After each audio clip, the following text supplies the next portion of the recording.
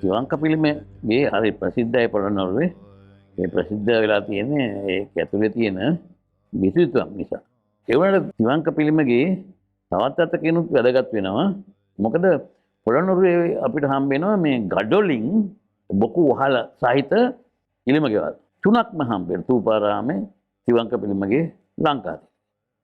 මේ තුන පොළොන්නරුවේ ගෘහ නිර්මාණ ශිල්ප ගැන කතා කරනකොට ඉතාමත් වැදගත්.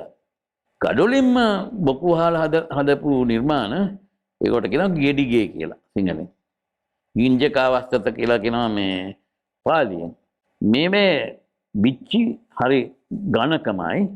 බිච්චි වල පිටපැත්තෙන් විමාන ආකෘති. විමානයක් කියන්නේ මේ රජගෙදරක් කියමුකෝ. ඒ රජගෙදරේ පැත්තකට පේන ආකෘතියක් මේ බිච්චි වල තැන් තැන් වල තියෙනවා. ඒ විමාන ආකෘතිය මැද ආවාට වගේ තියෙනවා. ඒවේ කියමු ජනේල් කියලා විමානවල ඒවේ මැටි දේවතා රූප තිබිලා තියෙනවා. දැනුත් ඒවේ යම් කොටස් තියෙනවා. එතකොට මේ සම්පූර්ණ පිළිම ගේම දෙවිවරුනුත් ඉන්න විමානයක් හැටියට තමයි පිටතින් පේන්නේ. ඉතින් මේ ඇතුළතින් මේ මං කියවනේ බිච්චි බොහොම පළල් කියලා. මේ පිටට පේන විශාල ගොඩනැගිල්ලේ ඇතුළතට ගියාම එහෙම ඉඩක් නැහැ. මොකද බිච්චි වලට ගිහිල්ලා එයිද. තිවංක පිළිමගේ අර ගර්භයේ කියන කොටසේ තියෙනවා ප්‍රධානම පිළිමයක්, ලොකු උස පිළිමයක්.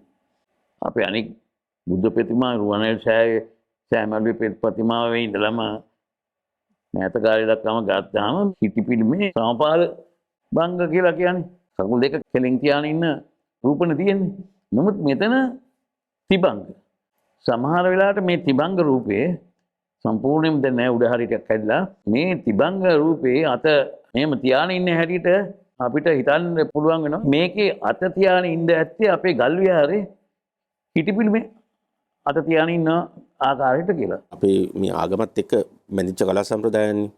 මොකද සාමාන්‍යයෙන් දැන් අපි ඉන්දියාවේ එල්ලෝර හරි ඔය ජනතා මේ කාර්ලිය වගේ තැන් ගත්තාම ඒ වගේම ඔය මේ කාංචිපුරම් මහබලිපුරම් වගේ තැන් ගත්තාම හැම අතුරක්ම කැටයම් වලින් පුරවනවනේ.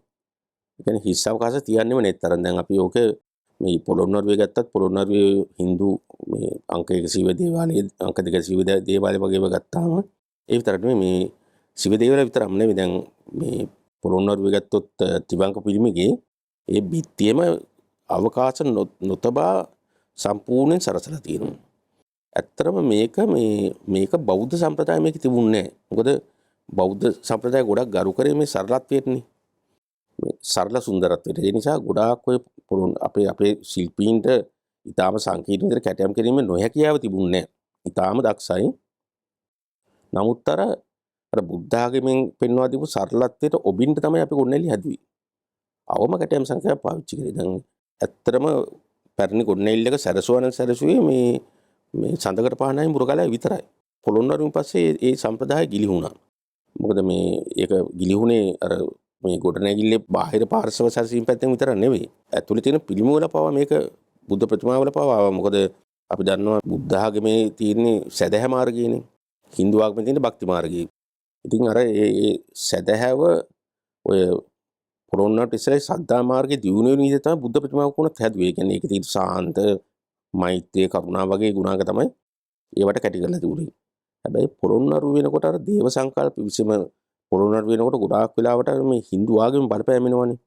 හිටපු සිංහල රජවරු ගුණත් ගොඩක් අන්තපුරින්වා මේ හින්දු කාන්තාව ඒත් එකම රාජෙන්ද්‍රවල වගේ කට්ටිය මේ අධිරාජ්‍ය මේ කට්ටිය යටත් විදිහකට මේ තිබුණා. ඒ තියෙන හින්දු අවස්ථාවේ තමයි පුරුදු කරන්නේ හින්දු ගොඩනැගිලි වුණා. ඉතින් මොකද අර භක්ති මාර්ගයේ වැඩි දියුණු කරන විදිහටයි ගොඩනැගිල්ල පිටපාර්ශවයත් හැදුවේ. Just imagine that you are walking into the Tivanka temple in the 12th or 13th century.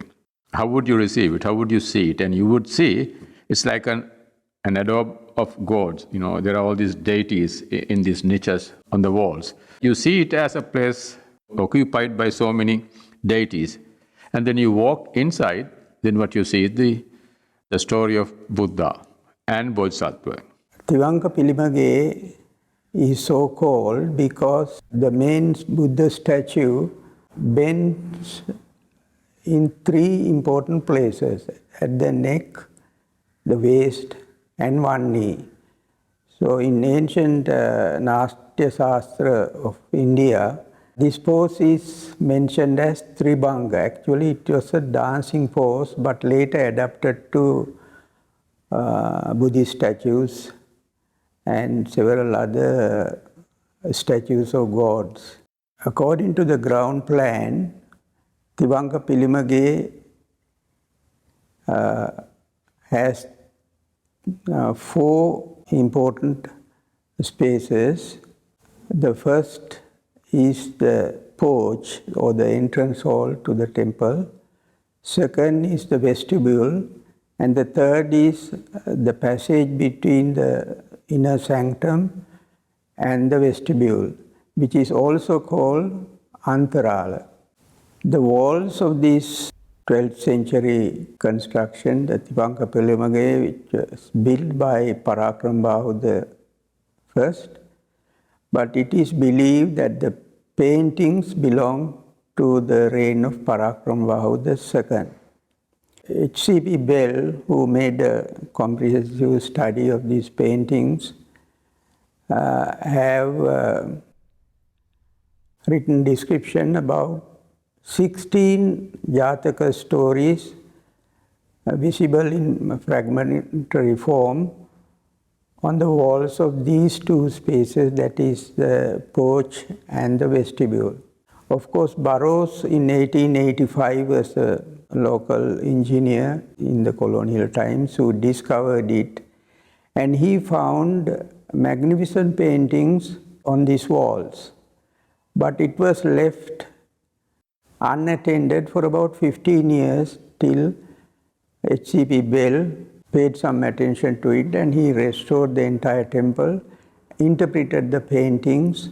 The report on the 1909 give pages and pages of information about the architecture as well as the paintings on the walls.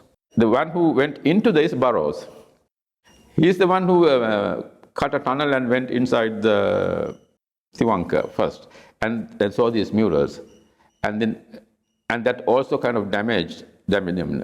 It's not. This is not a critique or blame for what he did, because like for centuries it was all covered with earth. The pigments used for Tivanka murals were earth pigments. They did not dissolve in water, so they got even more, and they were painted in a lime plaster, so they got strengthened. But once the debris was removed, what happened was it was open to a different climate. So it began to, what in conservation we call, is called salt efflorescence began to happen because it was covered for centuries. So the trees grew up and then they died. So when these trees, plants disintegrate, they produce salts, and they were all in these thick walls. So you take off the debris. With the next rainy season, when the water evaporates, that salt comes to the surface, damaging the paint. That is why when you go to the Tivanka, you have all these small specks everywhere. That happened due to salt efflorescence. That began with Burroughs' intervention. It's not a blame. It's not a critique. Anyway. This was late 19th century. Now that there is a roof, that problem doesn't happen because water does not get into the thick walls. Painting tradition in ancient Sri Lanka falls into two main categories: the classical and the Kandyan.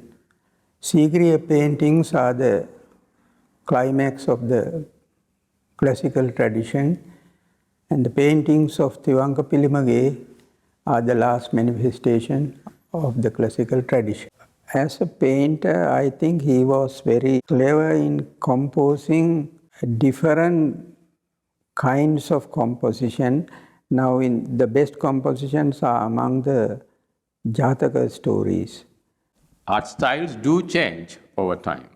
And if you look at Polonnaruwa, from this idea, because they are painted on murals of vestibule, is on strips or on registers. And if you think because of that it was done by folk artist, and the classical artist or the great artist did the murals of Sanctum Sanctorum, I think you are making a big mistake, because the purpose of the murals in the Sanctum Sanctorum was different. It was to present an event, one incident, so that you get lost in front of these huge murals, or your minuscule existence is reminded to you. But in the vestibule, its intention is to tell you a story. Actually, if you really closely look at how the fingers, how the arms, how the legs, how the toes, and all that is painted in the vestibule, it's exactly similar to the hand, the fingers, the positioning of fingers in this large composition that you find inside the Sanctum Sanctorum. So my argument is it was done by just one school of art. Inside is not from a different group of artists, and the outside or the vestibule is from a folk artist. The smallest is the entrance hall paintings. The next is the vestibule paintings of Jataka stories, but there is a difference between the sizes of the figures in the entrance hall and porch. Now, Devaradhana paintings, the figurative forms are still larger. When you go to the sanctum, the largest painting of the Buddha descending from Tusita heaven is painted. We come across about 5 Jatakas, like Sasa, Chullapaduma, Temiya, Mahasudassana, Maitri Bala, Kalagola. Also, there is one panel that we cannot identify which stories that an art historian has called it Mahamaya's dream. But for reasons very obvious, because the vestibule is devoted to illustrate incidents of the bodhisattvas going through samsara. That is the Jataka stories. So into that scheme, Mahamaya's dream cannot go. It has to be another Jataka story which we have not been able to identify. The way they use line and coloring, which is very soft. It is not very bold like Sigiriya paintings. Sigiriya paintings are very bold and calligraphic and must have been a real master. There is one story from the Mahayana depicted among the Polonnaruwa Jataka stories. That is Maitri Bala. There must be some logic in selecting Jataka stories. That is why I suppose they took stories from Mahayana Jatakamala as well as the Pali Canon Jataka stories. What is the style of Tivanka? The first visual experience is different from Anuradhapura. How did this thing happen? You know, I would like to tackle this issue of style, because if you look at those murals found in Thanjavur, Rajaraja I, Chola Rajaraja I built this temple. It's called Brihadeswar or Rajarajeswaram in Thanjavur. And these archaeologists found this older paint layer of this really handsome man and an older guy with beard. It's now believed that it is Rajaraja I with his guru. But if you look at the way the lines of that mural and the eyes, the nose, especially how the fingers are drawn, they are very much similar to what you get at Tivanka. I'm not saying that these paintings were done or influenced by those artists. I don't like the word influence. I think it's a very theoretically problematic concept. I'll come to that. Sri Lanka, I would think, yeah, it is an island, but it's part of a huge, large cultural network. This is part of South India or the Peninsula India and Sri Lanka. You have to take it one cultural niche. Things go around and things come into Sri Lanka and they get them internalized. So you have our own internalized dynamics. It's not just internal dynamics, internalized dynamics. And we are sharing a common womb of aesthetics and styles, which is more or less South Indian or this part of, because, you know, when we use the word India, you know, India is a modern construct.